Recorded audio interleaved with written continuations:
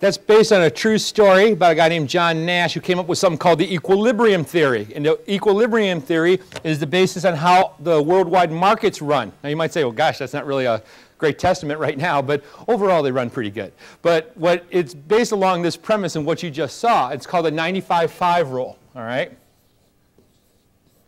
At any given time, you only have 5% of your total marketplace that could potentially buy something or wants to buy something or have what I call active needs. Now, do you know how many competitors of yours are talking to that 5% at any given time? Want to take a wild guess? Anybody? Sorry, Marty. One? More than one? Two?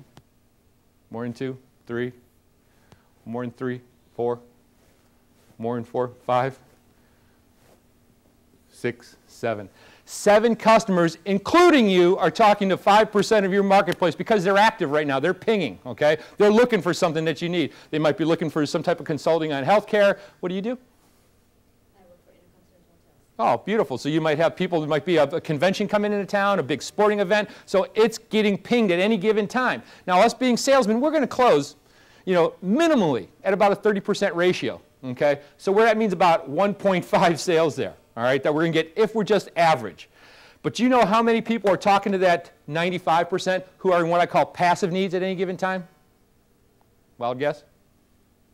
1.7. 1.7, and hopefully I'm including you too in there, so 2.7, are talking to those passive needs people. What's my point? That is the forbidden fruit, or more importantly, the unwashed masses that you can bring over to the washed masses, meaning everybody's going to be looking for whatever you have. Everybody's going to stay in a hotel eventually, okay? But you've got to find a way to stay in contact to them, so when they think about staying in a hotel, they think about Intercontinental. When they think about healthcare, they think about Ray Chiaffi. When they think about whatever, Barry, HKM, right? They think about HKM, and so on, and so on, and so on. That's what you've got to do. But how come it is that when we're salespeople, what we do is, we got great customer service. There's a study by Inc. magazine that said, out of 1,000 salespeople they interviewed, they said there's one distinguishing trait that differentiated them between their competition. It was their what? Customer service. Well, 97% of these people saying that, I bet somebody's lying in there. But why do we have great customer service when they're going to be a customer? We've got to find a way to differentiate ourselves before we get there. And that's over here. Find them before they're customers, before they're looking for some, and let's bring them over there. So how do we find some of these people? Well, shoot. Sorry about that. What's that? A couple things. The 95-5 equilibrium. Read Adam Smith. Read John Nash. Go in the library. The 1000 is Inc. The couple other statistics I've cited throughout the day have been from Marcus Buckingham and from these couple books.